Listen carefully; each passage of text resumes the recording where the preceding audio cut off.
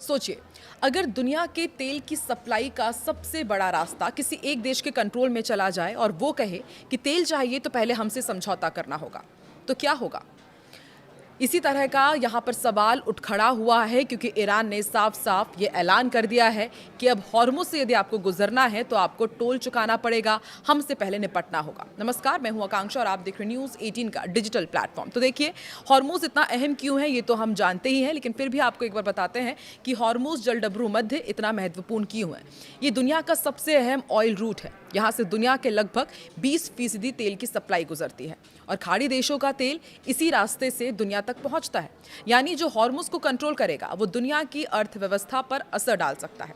और अब बात करते हैं ताज़ा बयानों की।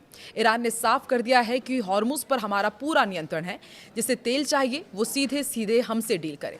ये बयान आया है इलियास हजरती की तरफ से। उन्होंने कहा है कि यूरोप, एशिया और अरब देश हमसे सीधे समझौता करें, हर देश से अलग अलग डील की जाएगी। अब इस पूरे मामले में सबसे बड़ा ट्विस्ट क्या है वो भी आपको बताते हैं। दरअसल ईरान की तरफ से ये बयान आया कि आप हमसे डायरेक्ट डील कीजिए। उसके बाद डोनाल्ड ट्रंप का भी बयान सामने आ गया। ट्रंप ने ये साफ कर दिया है कि जिन देशों को हॉर्मुज से तेल चाहिए वो खुद देखें, अमेरिका उनके लिए क्यों लड़े। सोचिए, डोनाल्ड ट्रंप का कितना बड़ा बयान है, यानी कि अमेरिका इस संकट से खुद को अलग करते हुए नजर आ रहा है। ऐसे में ईरान और अमेरिका के बीच जुबानी जंग और भी तेज हो गई है।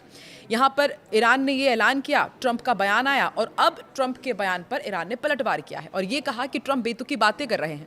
पूरी दुनिया जानती है कि हॉर्मुज हमारे कंट्रोल में है।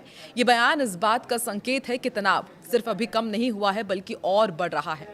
अब यहाँ एक और अहम खिलाड़ी है, वो है ओमान। कैसे, ये आपको समझाते हैं। तो देखिए, विदेश मंत्री अब्बास अरागची हैं जो ईरान के, उन्होंने कहा है कि हॉर्मुज ईरान और ओमान के बीच में है और नियम ऐसे में दोनों देशों को मिलकर तय करने चाहिए कि यदि हॉर्मुज से किसी जहाज को गुजारना है या वो वहां से निकलना है तो किस तरह के नियम वहां पर होने चाहिए। ओमान तय करे और ईरान तय करे, लेकिन ओमान ने अभी तक कोई भी आधिकारिक प्रतिक्रिया नहीं दी है।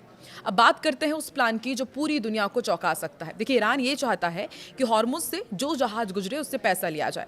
एक तरह का टोल सिस्टम वो लागू करना चाहता है और ये सिर्फ प्लान नहीं है, ईरान की संसद में इसका प्रस्ताव भी आ चुका है।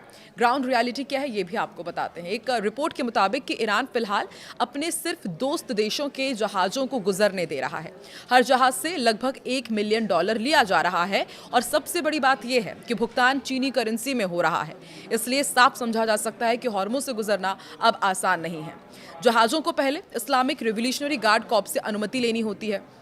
उन्हें यह भी बताना पड़ता है कि इस जहाज में सामान क्या है, वो कहाँ से आया है और फिर जहाज को एक खास रूट से निकाला जाता है। ये भी जानकारी सामने आई है कि कुछ जो जहाज हैं वो छुप कर निकल रहे हैं। पाकिस्तान का झंडा लगाया जा रहा है ताकि दुश्मन देश उन्हें निशाना ना बनाए।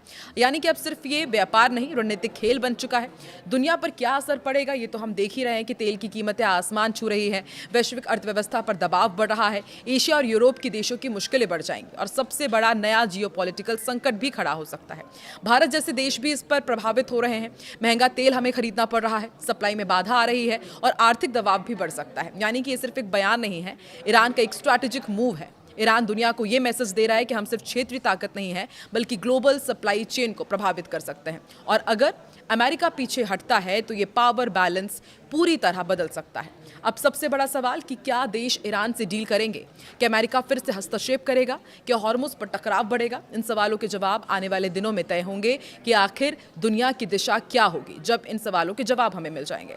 आपकी राय क्या है? क्या आपको लगता है कि ईरान का ये कदम सही है या ये दुनिया के लिए खतरा बन सकता है? कमेंट में अपनी राय जरूर दें।